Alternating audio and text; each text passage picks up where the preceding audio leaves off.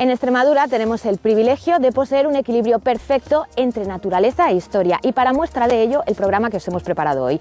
En primer lugar, nuestros pasos nos llevarán a descubrir la ruta Augustóbriga, un recorrido que probablemente ya conocieran personajes históricos como Aníbal o Viriato hace más de 2000 años. Además, descubriremos por qué el Puente Romano de Mérida es un lugar idóneo para la observación de aves. Y para terminar nos centraremos en el elanio, una de las rapaces de menor tamaño y mayor belleza. Bienvenidos a Extrenatura.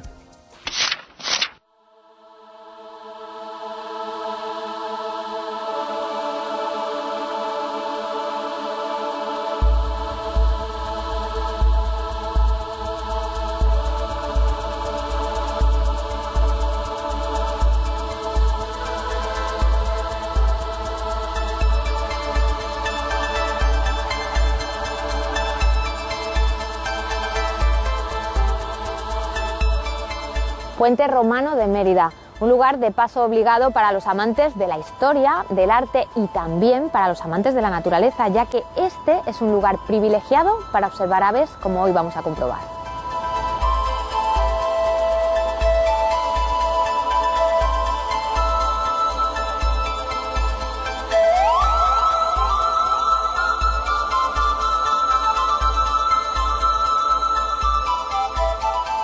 Hola Ismael. Hola Carmen, pues ya te estaba echando de menos. Bueno, ya he llegado a este puesto de observación que habéis montado aquí en el Puente Romano de Mérida. ¿Cómo se os ocurre a los de Adenés crear esto? Bueno, pues una iniciativa que surgió hace unos 5 años, por parte de los miembros de Adenés instalados en Mérida. Y bueno, se nos ocurría que el emplazamiento donde nos encontramos, bueno, aparte de su riqueza patrimonial, que es sabido por todos, ¿no? Por la presencia del Alcazaba y el Puente Romano, sí, pues nosotros pensábamos que otra parte importante del patrimonio, que era este trozo de naturaleza salvaje que tenemos en plena ciudad, estaba bastante olvidado, ¿no? Aunque presente a la vista de todos, ¿no? Y no es otro que la riqueza ornitológica que hay en esta zona, que es realmente impresionante incluso para los expertos, ¿no? ¿Y por qué el Puente Romano de Mérida? Bueno, pues el emplazamiento donde nos hallamos en estos momentos, bueno, pues tiene una perspectiva envidiable para la colocación de aparatos ópticos con los que llevar a cabo observaciones de especies, de muchísimas especies, tanto en la etapa de invernada como en la etapa de cría, como en los pasos migratorios. Y no te lo vas a creer, pero especies tremendamente esquivas, complicadísimas de ver en biotopos, incluso bastante más alejados de una ciudad, porque estamos al fin y al cabo en un núcleo urbano de 50.000 habitantes, se observan con una increíble facilidad desde el punto en el que nos encontramos, ¿no? Por ejemplo, me estoy acordando de una pequeña garza euroasiática, el ave torillo, bastante esquiva, que vive en las orillas de las zonas fluviales, entre los juncos, entre las eneas, sí, y con una facilidad pasmosa la podemos observar al principio de la primavera alimentándose de los pequeños peces que pesca al lado de las orillas, ¿no?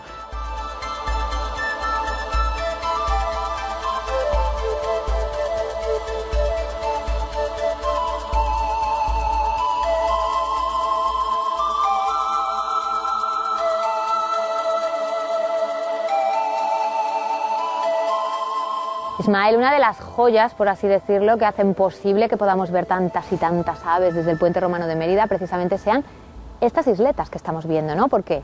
Bueno, pues efectivamente, estas isletas que estamos observando proporcionan la oportunidad a muchísimas especies, bueno, ya sea en la etapa de las migraciones, como hemos dicho anteriormente, como aquellas aquellas otras que utilizan este emplazamiento para criar, ¿no? Y bueno, desde especies bastante raras, bastante esquivas, hasta otras muy comunes, como las que hemos tenido oportunidad de observar. Por ejemplo, hemos visto, ¿no?, las garcillas. Exactamente, la garcilla boyera, el Bubul cusibis, que es una de las especies de ardeidas, de garzas más frecuentes, más abundantes de Extremadura. Estas garcillas duermen en esas isletas, ¿no? Duermen, viven y crían. También hay una colonia de cría muy importante aquí en pleno casco urbano de Mérida. Sí. Y esa colonia, bueno, fluctúa el número de parejas de un año para otro, pero en cualquier caso es una de las más importantes de Extremadura, ¿no?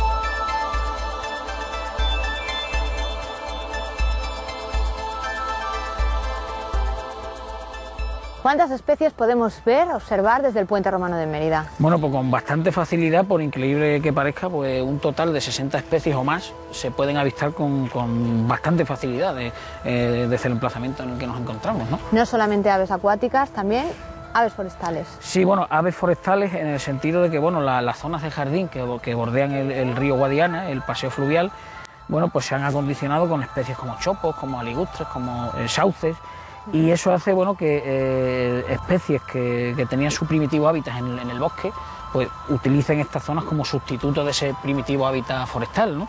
Como por ejemplo, bueno, hay un montón de especies, como por ejemplo la tórtola turca.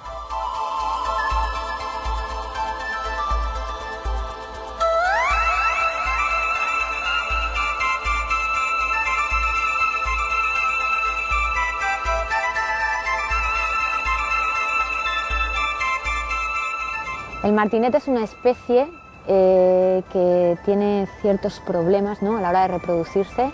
Sin embargo, aquí podemos encontrarla con bastante facilidad. Bueno, sí, es una garza euroasiática de costumbres crepusculares y bueno, tiene una distribución geográfica bastante fragmentada en la península ibérica, es un reproductor muy escaso y solamente donde nos encontramos pues podemos contabilizar, si hacemos caso al anuario ADENES como fuente fundamental, 22 parejas reproductoras, ¿no? ¿Solo aquí? Solo aquí. Con lo cual, bueno, a mí me gustaría, bueno, como epílogo, bueno, pues hacer una llamada de atención para la conservación de emplazamientos de estas características y para que nos demos cuenta de que, bueno, los valores de la biodiversidad los tenemos mucho más cerca de lo que nos creemos y tenemos que empezar a valorarlos nosotros mismos, ¿no? Además es algo único, o sea, esto se da aquí en Mérida, se da en Badajoz, pero es difícil que se dé en otras ciudades. Sí, la verdad que en plena ciudad el que tengamos este trozo de naturaleza salvaje no es demasiado habitual, ¿no? Y yo diría que a nivel peninsular Mérida es un caso particular, ¿no? También Badajoz, ¿no? La otra gran ciudad extremeña, y quizás en la península incluso Vitoria también por su proximidad a humedales y a zonas húmedas. En Europa quizá podamos encontrar algún caso similar, pero yo creo que estamos en una zona donde los valores patrimoniales, no solamente arqueológicos, sino también naturales, son impresionantes, ¿no?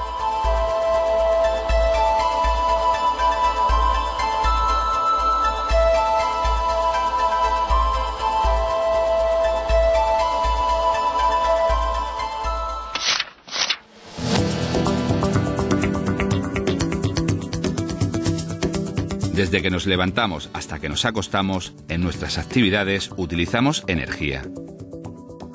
En nuestro aseo gastamos muchas veces más energía y agua de la necesaria, algo que podemos evitar modificando ciertos hábitos, como instalar una alcachofa de baño de buena calidad y de flujo reducido, que nos permitirá ahorrar agua en la ducha. Cuando utilices el secador de pelo, hazlo en la opción de menor calor. Si detectas una fuga de agua en los sanitarios, arréglala cuanto antes para no desperdiciar agua. Una vez hayas terminado de asearte, desenchufa todos los aparatos que has utilizado en el baño: calefactores, maquinillas eléctricas, secadores, cepillos de dientes eléctricos. Todos deben quedar sin corriente para no malgastar energía. Siguiendo estos consejos, además de un importante ahorro en tu factura, cuidarás el medio ambiente.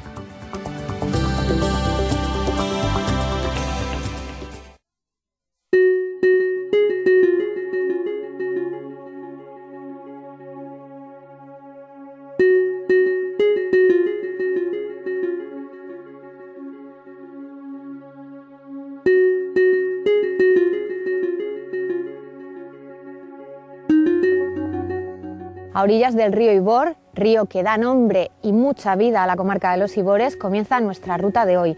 Una ruta, Pedro, en la que vamos a disfrutar de mucha naturaleza, pero un poco la protagonista quizás sea la nostalgia, ¿no?, y la historia. Efectivamente, Carmen. Yo creo que la nostalgia y la historia van unidas de la mano y bueno, estos valles, concretamente el Valle del Ibor, mantiene todavía esa nostalgia con restos de esta gente. Vamos a intentar buscar el pórtico de Curia, de los mármoles, que será nuestro punto final de nuestro ruta, colofón, ¿no?, de ruta, pero bueno, veremos que durante estos valles también vamos a encontrar restos de esta gente que estuvo por aquí durante mucho tiempo y bueno, formamos parte del entorno, ¿no? Bueno, ¿es muy dura la ruta o no? No, la ruta es bastante accesible, es un terreno prácticamente llano, nos movemos por dos valles, concretamente el Valle del Ibor y el Valle de Valdeazores. Y bueno, ya verás que podremos disfrutar de un entorno espectacular. Pues venga, empezamos ya, ¿no? De acuerdo.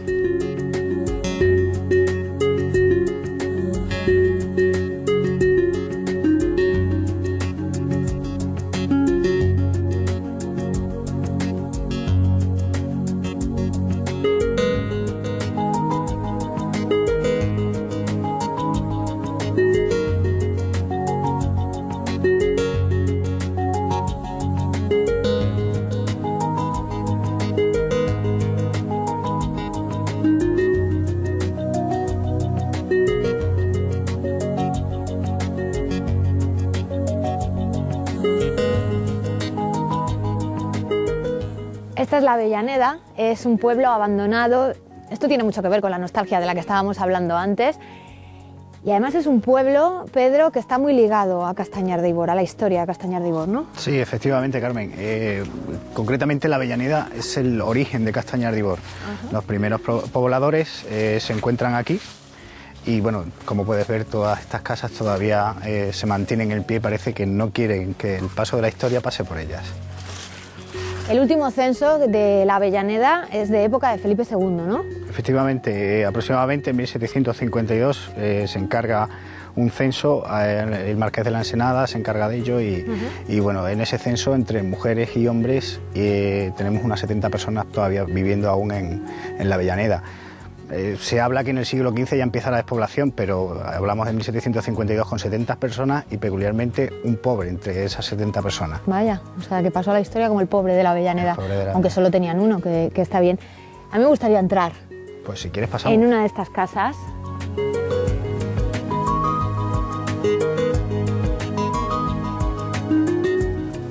Bueno, aquí estamos dentro de una de estas casitas. Y existe una leyenda, ¿no? La leyenda de las hormigas negras, que tiene que ver con esto de que la Avellaneda se quedara despoblada. Efectivamente, o sea, había termitas en la zona y demás que se comían las cosechas y supuestamente son las hormigas por las que la gente empieza a despoblar la Avellaneda e irse a Castañar, pero bueno, no solo son esos los motivos, sino son motivos también de empezar con una agricultura y dejar la ganadería, que en ese momento fomentaba, pues bueno, en este caso la Archidiócesis de Toledo, que era la que manejaba toda esta grandeza de Castrejón de Ibor.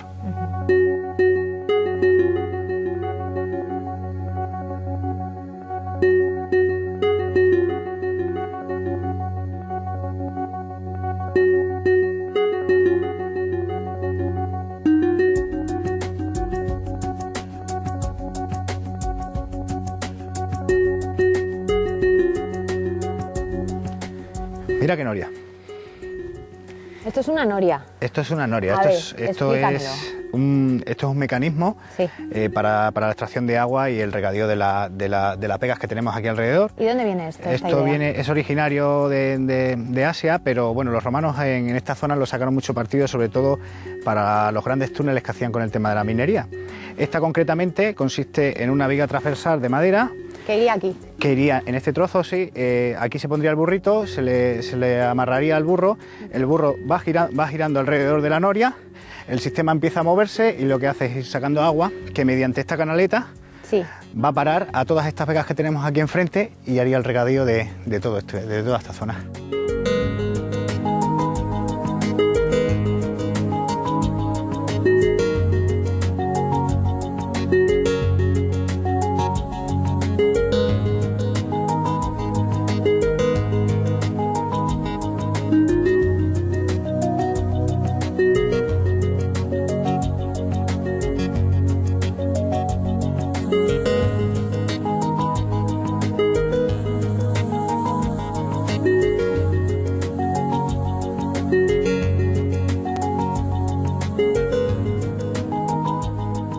Hemos llegado al embalse de Valdecañas y hablábamos al comienzo de esta ruta, bueno, que la historia iba a estar muy presente en ella y también la nostalgia.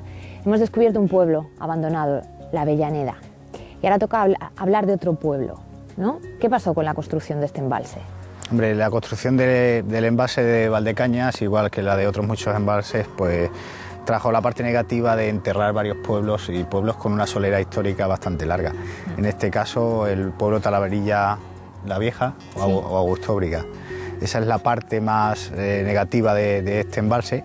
Que estaría ese pueblo allí, ¿no? Concretamente, sí, donde vemos aquella edificación en el fondo, pues aproximadamente por esa zona teníamos la ciudad de Talaverilla, que bueno, que a nivel comercial era el punto más fuerte porque se unía junto con Mérida y Talavera, la actual Talavera. ¿Y la parte positiva cuál sería, Pedro? Parte positiva que podemos sacar aquí, pues bueno, como podrás ver, esto es nuestro mar, el mar de Extremadura. Aquí podemos avistar aves acuáticas como garcillas, garzas comunes que podemos estar viendo allí en el fondo. Sí. Y bueno, es el ecosistema que se ha formado a partir del embalse es bastante interesante también.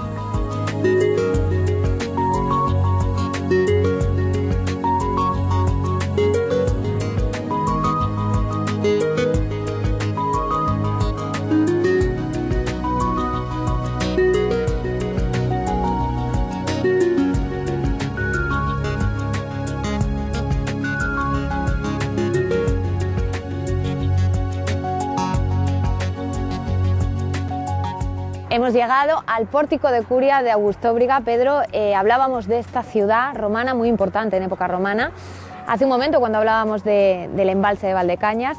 Esto es lo único que queda de la ciudad, o sea, el resto está sepultado bajo las aguas, ¿no? Efectivamente, este es el único pórtico, se traslada piedra a piedra en el año 63 y bueno, se recupera porque es una pieza única. ¿Por qué es una pieza única? Es una pieza única porque en el mundo romano no queda ningún pórtico de curia, o sea, esto era este tipo la curia era el sitio donde se ajusticiaba, ¿no?, de alguna manera, sí, a los malhechores, a los maleantes, a los que no cumplían la ley en el momento, y parece ser que no tenemos otro, o sea, solamente tenemos uno y está aquí, lo tenemos aquí en Extremadura. O sea, en Roma no quedan restos de este tipo de... Parece ser que no.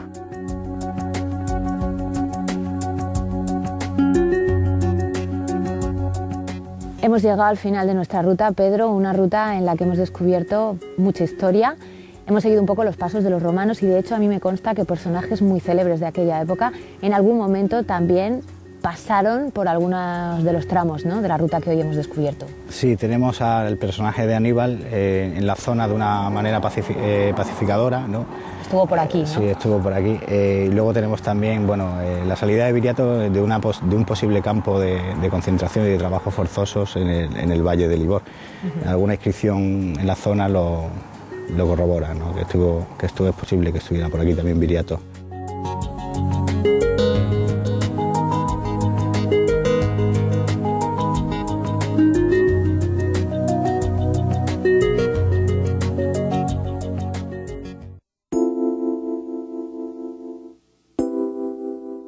La iguana verde es un reptil originario del centro y sur de América. Este reptil va ganando adeptos como animal de compañía, dada la facilidad de sus cuidados. Y a la hora de adquirir una iguana, lo más importante es tener en cuenta que es un animal que va a crecer mucho y que va a durar varios años. Entonces hay que tenerlo en un lugar adecuado, a una temperatura adecuada, muy importante tener una manta térmica. También un aporte de luz, de radiación ultravioleta, porque favorece la reabsorción del calcio y evita muchos problemas de hipocalcemias en las iguanas. Y también hay que tener en cuenta que son animales que pueden llegar a ser agresivos. No muerden, pero sí pueden arañar y lo más importante es la cola. Ellos la utilizan haciendo como un efecto de látigo. Entonces, a la hora de manipular una iguana hay que saber cómo cogerla y cómo sujetarla, teniendo siempre especial cuidado, pues eso, con la cola, e intentando también pues acercarla al cuerpo para que coja calor. Para alojar a nuestra iguana debemos acondicionar un terrario que esté acorde con el número y tamaño de las iguanas que tengamos. Se recomienda que el terrario sea de cristal o metacrilato, ya que es fácil de limpiar y desinfectar. Se puede observar desde fuera al animal y mantiene dentro un microclima. La temperatura ambiente debe estar entre 24 y 30 grados centígrados. Para conseguirlo, debemos colocar algún elemento calefactor. Le pondremos alguna planta en el interior para simular su medio, que le servirá para esconderse y trepar. La alimentación debe ser equilibrada. Hay preparados especiales para iguanas. No debemos alimentarla con dietas para perros y gatos, pues no son las adecuadas y producen desequilibrios y fallos en su desarrollo.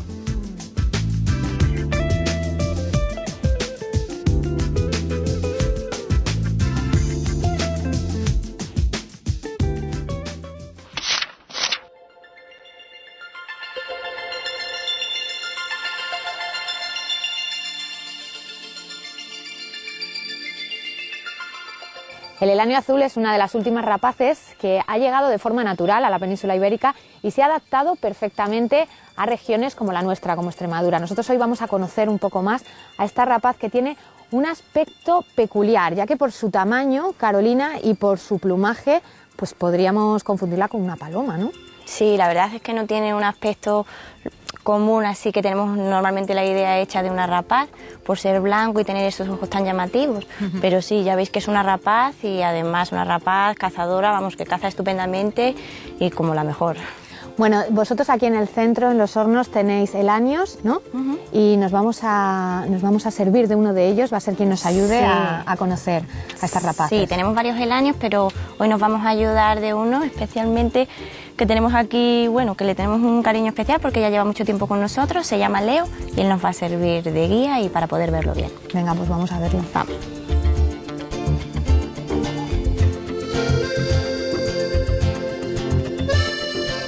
Bueno, vamos a ver que Leo es una pasada, es precioso.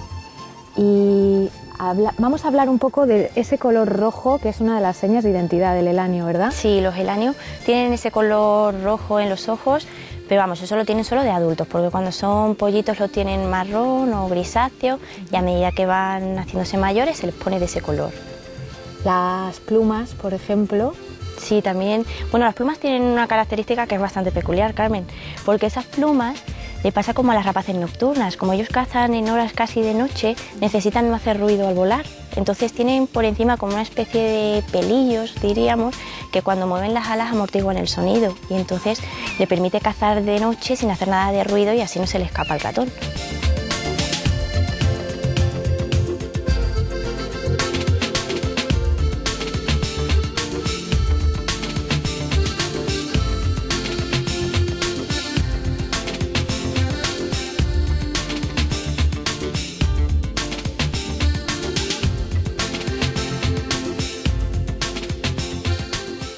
Bueno, los animales en general, antes de atacarte, te avisan, ¿verdad? Entonces, Leo de alguna forma nos está dando unos toquecitos. Sí, la verdad es que está un poquillo nerviosito y nos está dando algunas señales. Está inquieto. Entonces, por ejemplo, una de las cosas que él utiliza para decirnos, cuidado que te estás acercando mucho, ese despliegue de alas, ¿no? Que está haciendo. Abre las alas y además abre el pico. Un pico enorme, una Ahí boca está. enorme. Ya veis, ¿eh? Cómo se enfada. Bueno, hacen eso y también a veces cuando te acercas demasiado para marcar su territorio y darte el aviso, mueven la cola de arriba abajo. Ah, sí, lo hemos visto. Que es una seña también de que, bueno, que ya nos estamos acercando demasiado a él. Bueno, estas rapaces son originarias de África, están perfectamente adaptadas a la península ibérica y son sedentarias, ¿no? Claro, bueno, es una especie que es sedentaria aquí en Extremadura. Vienen del norte de África, como tú dices, y es un animal que sí hace dispersiones, sobre todo en verano y en invierno. En verano habita una zona y en invierno otra. En verano normalmente lo podemos encontrar en zonas donde hay cultivos de secano de cereal y en invierno en zonas de regadío. Pero vamos, ellos se dispersan siempre en función del alimento. Donde haya ratón y alimento, pues ellos se adaptan y ahí se quedan.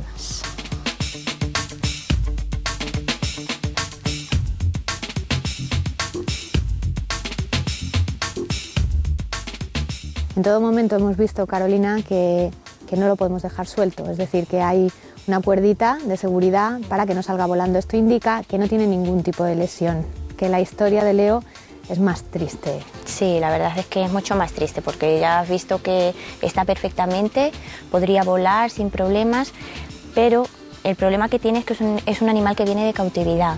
Cuando era un pollito lo cogieron de su nido y lo han criado en una casa, que eso es ilegal, eso no se puede hacer. Entonces lo trajeron en un decomiso y vive aquí en el centro y como ya es un adulto ya no se le puede enseñar y es un animal que, bueno, aunque puede volar perfectamente, no sabe cazar y se moriría de hambre, claro, y además no teme a las personas y eso, pues para él, pues es un peligro. Sentencia de muerte. Claro. Es una pena que pasen estas cosas, ¿verdad? O sea, ahora mismo este Leo que tenemos aquí tan guapo, pues está cumpliendo afortunadamente. Dentro de lo malo, la parte positiva sería que está cumpliendo una misión o una función en el centro, ¿no? Porque se dedica para la educación ambiental. Pero es una pena que haya gente que haga este tipo de cosas porque es condenar a vivir en cautividad pues a un pájaro ya para siempre. Claro, además es que lo triste es que pasa más a menudo de lo que pensamos. Y bueno, hay que concienciar a la gente de que estos animales pues tienen que vivir en libertad, que es su medio, el aire y donde lo podemos ver estupendamente es en el campo.